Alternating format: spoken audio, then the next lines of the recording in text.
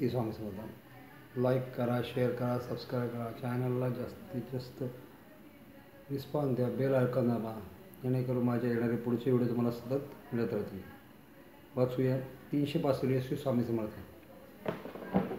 February 20, 65वा पान. पाऊस पडेल तेव्हा येऊ. सोलापूर असताना महाराज एकदा चिंतोबंद टोळाच्या घरी होते. काही तरी कामासाठी शहाजी राजाने चिंतोबंदांना बोलवणे घडले. टोळाने महाराजांना आपणही माझे समय अक्रोळास यावे असे म्हणून विचारले. महाराज म्हणाले, सध्या उन्हाळा आहे म्हणून येणं नाही, पाऊस पडेल तेव्हा येऊ. त्याच वर्षी चातुर्मासात पाऊस पाणी झाले नाही. शहाजी राजाचे मृत्यू पावले.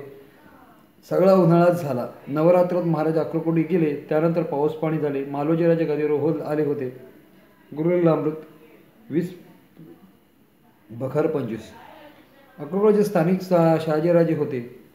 त्यांनी चिंतोबंदांना काही तातडीच्या कामासाठी बोलवले. चिंतोबंदांच्या मनात आपल्याबरोबर महाराजांनी अक्रोळास न्यावे असे झाले. अरे, त्यांनी महाराजांना असे विनवलेही. पण संत महंत आणि अवतारी पुरुष आगामी घटनेचे ज्ञान असते. आपल्या नियोजित कार्यासाठी आधीपासून महाराजांनी अक्रोळात निवड करून ठेवली होती हे खरे. पण येथे जाण्याची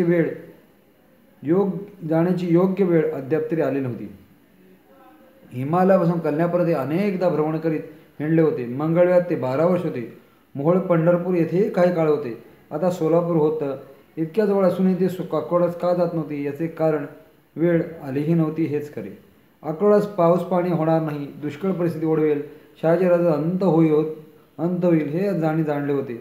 पण प्राकृतिक परिस्थिती झाली त्यामुळे ते येथे जाऊ इच्छित नव्हते असे म्हणत होते.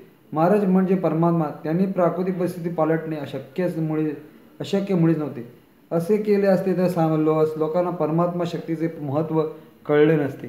जोवर किंमत मोजावी लागत नाही, घाम गाळावा लागत नाही, डोळ्यातून टिपूस येत नाही, तोवर कशाचेच मोल समजत नाही.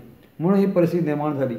तरी आपले येथे जाणे खडकावर पडणाऱ्या बीसारखे व्यर्थ हो जाईल हे ओळखून होते. निसर्गाचा कोप आणि राजाचा मृत्यू त्यामुळे लोक हवालदिल झाले होते आणि मध्ये जाणे देवाला आव्हान करणे गरजेचे होते. झालेही तसेच. आपत्तीमुळे लोकांच्या तोंडाचे पाणी आले. निसर्गाचा आणि राजाचा आधारच गेला. त्यामुळे यथासांग रे कर्म तेही घडेना, घडे धर्म तो पुण्य गाठी पडेना, दया पाहता सर्व भूती असेना, फुकाचे नाम तेही वासेना. अशी गंभीर परिस्थिती झाली. सामान्य माणसाला कोणी वालीस उरला नव्हता. त्याची तडफड होऊ लागली. डोळ्यातून पाण्याच्या धारा सोसवल्या. अखेर तो देवाची आळवणी करू लागला. त्या वर्षी उन्हाळा येताच पाऊस नव्हता असे नाही, पण खंड वृक्षीमुळे तो निरुपयोग होता. दुष्काळाच्या भीतीने लोकांचे धावे जाणार होते. तेव्हा भीती डोळ्यातून पावसासारखी बाजरू लागली. सर्वांना देवाची पाठवण झाली. सर्वजण धाय मोकळून रडू लागले. देवाचे करुणा भाकू लागले. देवा रे देवा, देवतारी रे तारी म्हणून पाचू लागले. ही करुणाचा पाऊस पाडण्याची परिस्थिती निर्माण होताच महाराज अक्रोळास येण्यास निघाले. अशी संकट समयाची देवाची धावून येणे उचित असते.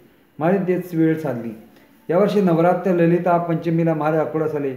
मदवरी करुणेचा राघवपूर लोटी असा समाज मनापासून सर्व लोकांनी टोहो फोडतात. करुणेचा मेघ बरसला आणि मगच खरोच प्राकृतिक पाऊस झाला. मालोजीराजे गादीवर आले होतेच. महाराज आगमनाने सदा चक्रवासी मार्तंड जैसा, उडी घालतो संकटी स्वामी जैसा असा आनंदाचा दिलासा लोकांना मिळाला. देवाचा पावला अशी लोकांना भावना झाली.